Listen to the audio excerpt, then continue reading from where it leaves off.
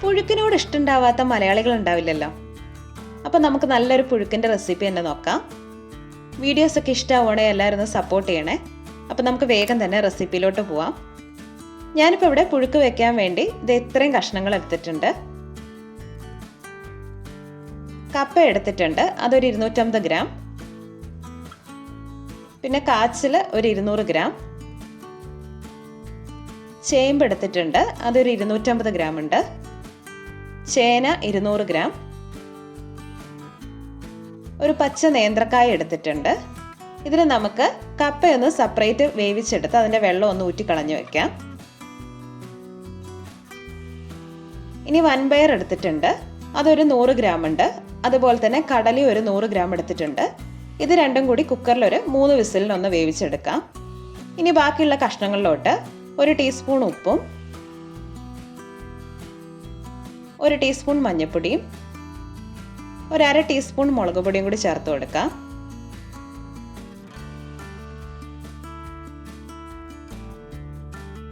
എന്നിട്ട് ഇതിലോട്ട് ഇത് വേവാൻ ആവശ്യത്തിനുള്ള ഇത് മുങ്ങി നിൽക്കത്തക്ക വെള്ളം ഒഴിച്ചു കൊടുക്കാം.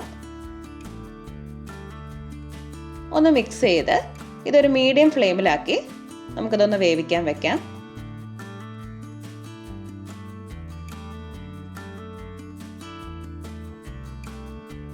തിളച്ച് വരുന്ന സമയത്ത് നമുക്കിതൊന്ന് അടച്ചു വെച്ചിട്ട് ഒരു ലോ ഫ്ലെയിമിലാക്കി വേവിച്ചെടുക്കാവുന്നതാണ്.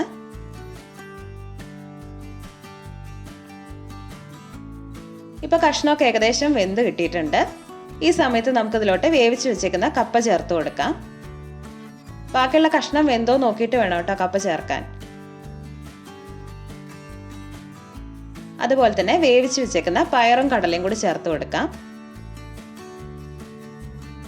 എന്നിട്ടിത് എല്ലാം കൂടി നന്നായിട്ടൊന്ന് ഇളക്കി യോജിപ്പിക്കാം.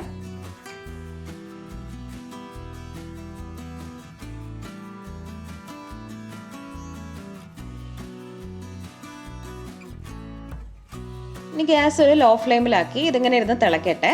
ആ സമയം കൊണ്ട് നമുക്ക് ഇതിലോട്ട് വേണ്ട അരപ്പൊന്ന് തയ്യാറാക്കാം. അതിനായിട്ട് ഒരു ജാറിലോട്ട് 2 പിടി നാളികേരവും 3 അല്ലി ചെറിയുള്ളിയും 4-5 അല്ലി വെളുത്തുള്ളിയും എരിവിന് ആവശ്യത്തിന് 2 പച്ചമുളകും, കുറച്ചുകൂടി എരിവ് വേണമെന്നുണ്ടെങ്കിൽ ഒരെണ്ണം കൂടി ചേർത്താൽ മതി. കുറച്ച് കറിവേപ്പിലയും 1/2 ടീസ്പൂൺ ജീരകം കൂടി ചേർത്ത് ഒന്ന് ചതച്ചെടുക്കാം.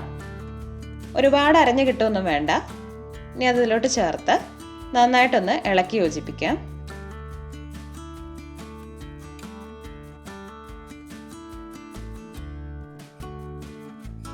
ഈ കഷ്ണമൊന്നും ഒരുപാട് ഉടഞ്ഞു കിട്ടേണ്ട കാര്യമൊന്നുമില്ല.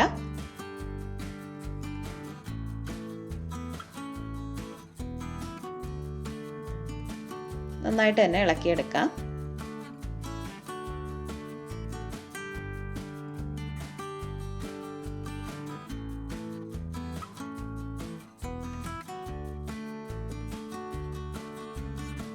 ഈ സമയത്ത് ഇതിൽ ഉപ്പൊക്കെ ഒന്ന് നോക്കി ഒന്ന് ബാലൻസ് ചെയ്താൽ മതി.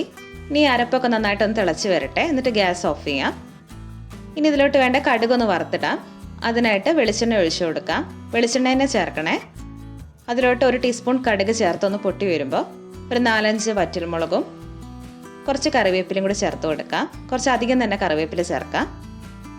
എന്നിട്ടിത് പുഴുക്കിലോട്ട് ഒഴിച്ചു കൊടുക്കാം. എനിക്ക് കടുക് വറുത്തിടുന്ന ഇഷ്ടമുള്ളതുകൊണ്ടാണ് കേട്ടോ ഞാനിങ്ങനെ ചെയ്യുന്നത്.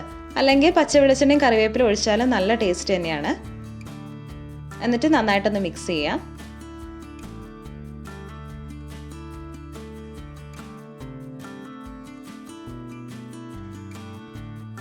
ഇപ്പോൾ നമ്മുടെ നല്ല ടേസ്റ്റി ആയിട്ടുള്ള പുഴുക്ക് റെഡി ആയിട്ടുണ്ട്. അപ്പോൾ പുഴുക്കിൽ ചേരാത്ത കഷ്ണങ്ങളില്ല എന്നാണ് പറയുക. നമുക്ക് ഒരുവിധം കഷ്ണങ്ങളൊക്കെ പുഴുക്കിൽ ചേർക്കാം. അതുപോലെ തന്നെ മുതിര വേണമെന്നുണ്ടെങ്കിൽ മുതിര ചേർക്കാം, ചെറുപയർ ചേർക്കാം. അപ്പോൾ എല്ലാവരും ഒന്നിങ്ങനെ ട്രൈ ചെയ്ത് നോക്കിയിട്ട് ഫീഡ്ബാക്ക് അറിയിക്കണേ. നമുക്ക് പുതിയ വീഡിയോസ് ആയിട്ട് കാണാം. Thank you.